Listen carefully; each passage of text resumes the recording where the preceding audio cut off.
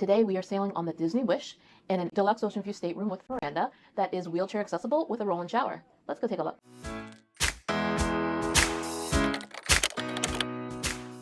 On Disney cruise ships, instead of using the door handle, you have a key card holder here, or you can use your magic band. Welcome to our stateroom on the magical Disney Wish. As you come in, you see the room size is very nice and pretty. The room looks very well so far maintained. As you see, the bed right here does not look wheelchair height. It is not wheelchair height. So take care and caution when trying to get in and out of bed. Okay? We have of course, the Tiana from the Princess and the Frog photo. More photos of Tiana. And yes, it does light up. There's a little button that makes it light up. Coming over to the desk, it has space for for my chair to get under pretty easily. If the ottoman wasn't here, I could go much further in. Of course, you have your complimentary Disney stuff, your little lanyards, they have your things in, your wet dry bag. Does everybody get those, Adam? On your second cruise with Disney, you will get a Castaway Club member bag. Once you reach gold status, you get your wet dry bag. Your lanyards will change color as you cruise more and more Disney and your level goes up. This also comes with your second sailing. The outlets of the bed, there are European style and USB-A, it looks like. On the other side of the room, you have several outlets. It's 2 American outlets, 2 USB-A and 1 USB-C. And the closet right beside the master or the bed is the closet for the person who needs the pull down bar. And it has a little bit of oomph to it, but I guess as you add clothes to it, it may make it a little bit lighter. And there's a little shelf on the underside where you can probably store things if you need. You also have several drawers here, little tiny cubby drawers to put some little knickknacks and doodads and what's-its and whatnots. That's a hair dryer. Yep. As well as a heat pad to put like curling iron stuff on for safety. We've seen 2 new ships where they have a drawer refrigerator. It doesn't swing open like a normal refrigerator. It's more like a drawer with soft close. And you have the other drawer. In addition to the closet by the bed, there are 2.5 closets over here. So when you open them, the lights do turn on. And so you've got hang here, your life jackets are up there, and you have empty storage there. Same thing on the other one right there. And then this one in the middle is shelved, as well as the laundry bag if you want to send out for laundry service, and you're safe. Coming this direction, you can see that there's one very large full-size mirror here by the door. And then on the other side by the closet, there's another. Now let's go into the bathroom. The bathroom looks very nice and pretty, pretty spacious.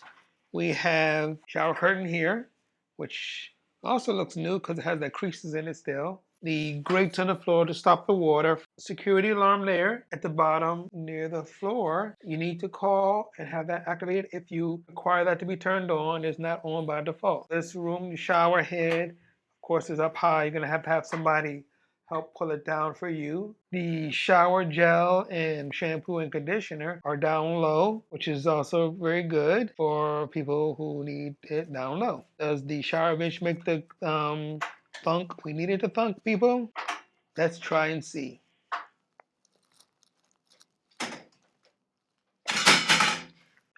Not the thunk that I want, but it is very secure.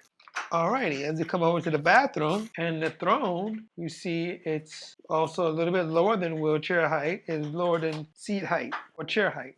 It's a little bit lower than chair height. If that's a problem for you, they do have risers, chairs or risers or things that they can put on there to make that higher, kind of like the thing that they use in a hospital where they put it over the toilet and so you're sitting on a different surface. They have those that you can use if you need it higher or you need closer handles to the toilet. Okay, sink is normal. It looks normal. You can get under it. A little bit more clearance because of my chair the way it is. I can get a little bit closer. Disney does offer both hand soap that's liquid as well as bar soap, which I love. They do have a sharps container, so if you need to dispose of sharps, you have that available. Lotion and makeup towels and all of that, as we do in all of the Disney Cruise Line rooms. As you head to the balcony, which you're about to head outside, there is a slight incline to the floor, something to be aware of when you try to go out to the balcony.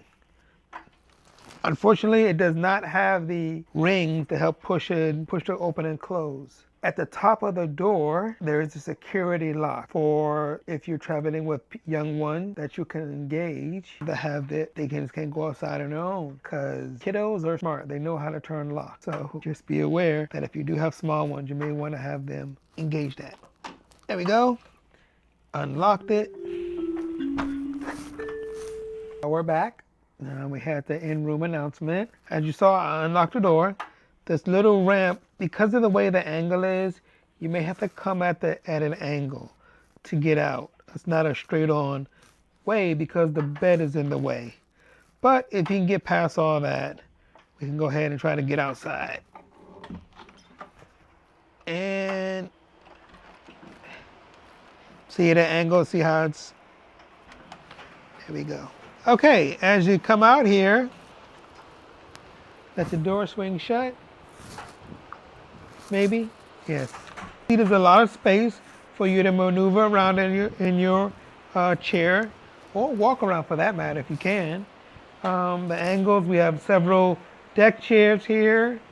We have a couple of lounge chairs and two different, these adjust if you need them to. So, somewhat flat, I think. It's an aft balcony, and so you get a really large balcony space. A lot of cruise companies use these back rooms for suites. It's very nice that Disney chooses to use them mostly for accessible rooms. There are some suites back here as well. And so we're, excited to try this room out. But what are your first impressions, Adam? So far, so good. It's a little bit like narrow in when you entryway, which you're not quite used to. But once you get into the other proper room, some of the space does open up some more. Yeah. So far it looks good. Standard cruise rooms are pretty narrow, and so much so that you would never be able to get a wheelchair in there, which is why they have separate rooms for wheelchairs. A lot of the wheelchair rooms are either sort of narrow or square, right? And with square, you kind of lose some of the depth of the room, but you get a little more maneuverability. The narrow ones, you get, a little more length between the bed and the bathroom, but you're more narrow. This one seems the most narrow we've had since we've been traveling with a wheelchair. I suspect that Adam's going to have quite a few like K-turn situations around this room. It certainly isn't, it's not as though it can't be navigated. If you had a longer room, like a longer chair, or a scooter, or a scooter, as a wider scooter. If you're planning to use a scooter in a room, two things. Number one, let's chat, because maybe you'd be better off in a different device. But two, this is not the room for you, because you're not going to be able to maneuver a scooter much in here. You're going to be able to pull it in, park it. There is space for parking, and then get out of it and walk around the room. But if you need to stay in that, if you need a scooter to get from the bed to the bath, either get a different room or rent a different device. Right. I have some recommendations that are different than your typical scooter. But we are very fortunate to be able to stay in this room for the next 7 days or 7 nights. So we are going to go enjoy this beautiful room, and we will be right back to tell you what we thought of it after 7 days. Okay. And we're back. Hello, everyone. So it's actually been 3 days, not 7, because we had to be moved because of a maintenance issue. Yes. So we'll circle back to that in a minute. But first, let's talk about the room and our thoughts having stayed 3 nights in that room. So you want to give your thoughts first? Yes. The room is, dimension-wise, it's a little bit challenging because the room is a little more narrow. I was constantly in Brooke's way, and she was constantly in my way, because I had to either maneuver around the bed so she can walk past. But overall, it was an overall nice room. The half balconies are just themselves are just worth the pain, I guess. But yeah, the room was nice. The bathroom was spacious. The shower bench was great. Overall room was well, but unfortunately the narrowness of it detracted from the overall appeal of the room. Yeah, it's funny. So those aft balconies on Disney cruise ships tend to either be long or square. And we've stayed in both. And we've Yeah. had really good stays in both. And even on the Disney Treasure, which is the sister ship to this one, we had one of the longer configurations and we had no problems. For whatever reason, 9608 is very narrow. I don't know if it has to do with the Oh, fact that 90 no, what was it called? 9658. 82. We'll put the number because we've already forgotten it. 90, yeah, 80, 90, okay. Anyway, the room, I'll just cut that out. That room was extra narrow, and I wonder if it's because, unlike the other aft balcony, every aft balcony we've all ever been in on a Disney cruise ship was with other accessible aft balconies. And so they usually just divide the aft into 4 accessible cabins and Right. fill them back there, right? On the 9th deck in the aft, it is accessible cabin, regular, accessible. And so because they were trying to fit 3 cabins in the space that normally has 2 accessible cabins, I'm guessing they shrunk that size a little bit. Yeah. And if you are semi-ambulatory and you use a wheelchair, but you tend to walk around your cabin, that room is probably fine. Yeah. Because that way you're not going to be having the same issue Adam and I were having, where he kept having to Wedge my chair move so that I could get through. It was a lot of that. So I'm thinking that's why that cabin is more narrow, and it was just a little too tight for us. So that would be the only thing I would knock against that cabin. Right. A larger wheelchair may have issues with the getting between the couch and the bed and things like that. Okay. So if you could park it in front near the mirror, and if you Brooke says semi-ambulatory, you could probably that kind of be great. It's a great room. Yeah. But it just has a small little minor issues. Yeah. Or if it was a kid that was the wheelchair user, you might not notice it as much either. Although it was pretty tight. I don't know that I'd want 4 people in that room. But then again, I'm saying this as someone who is spoiled now. It's certainly bigger than other rooms where people have 4 people, right?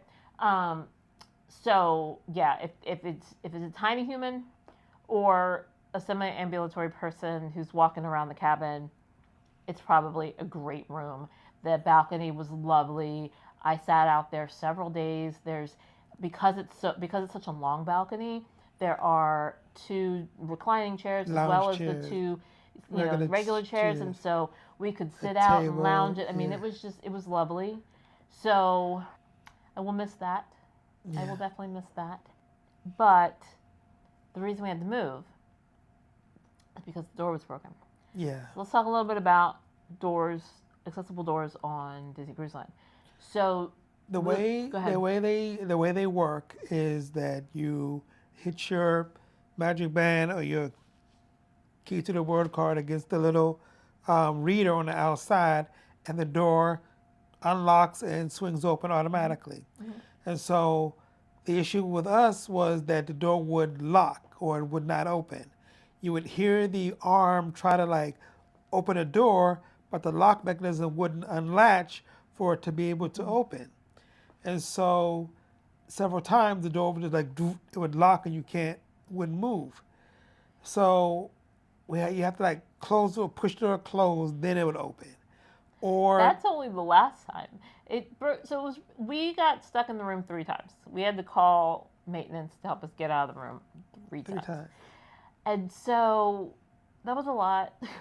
And so After the second time, they offered us a room, but it wasn't an accessible room. And then when it happened the third time, I was like, hey, listen, we've been locked in 3 times in 3 days. I'm over this. Is there anything on the next sailing that we might be able to move to?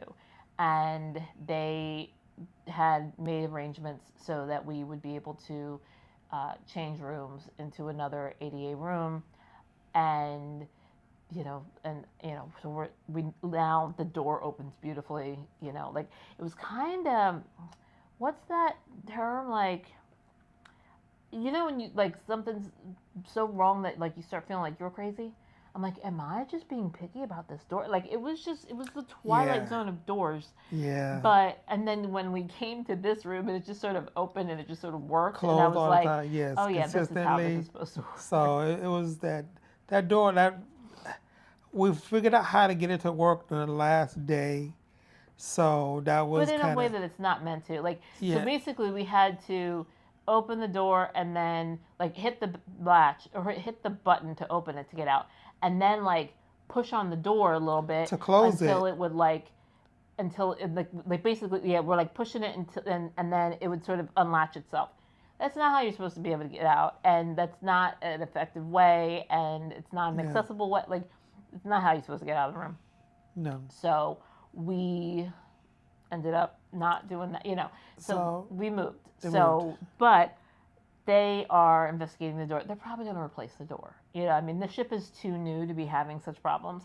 Yeah. So, and it's probably been broken for a minute, honestly, because the way we discovered it, I don't remember if we put this in here yet, is that Adam noticed it didn't close all the way, and so therefore it wasn't locking when we were in the room. And he was like, well, that's not safe. And so then he, like, tried to push it to close it all the way. And then it was locked, but then we couldn't get out.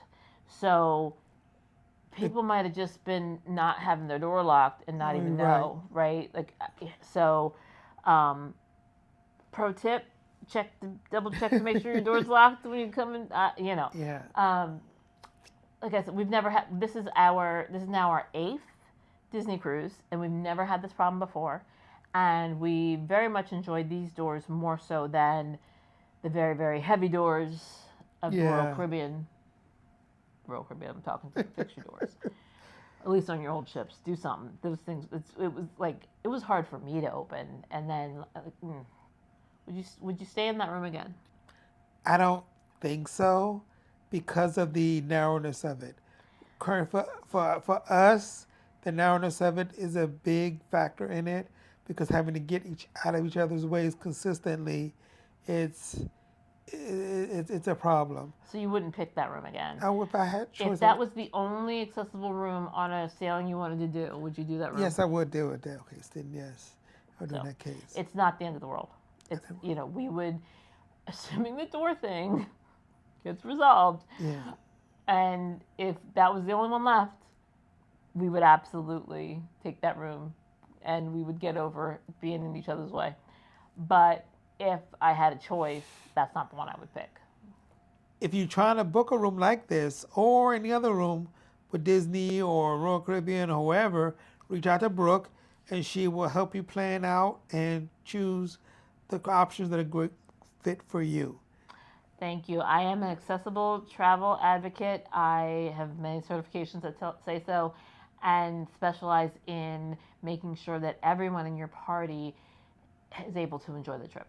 And be it ambulatory or not. Exactly. So feel free to reach out. My information's here, and I would be happy to give you a quote. There's no obligation, and there's no cost to work with me.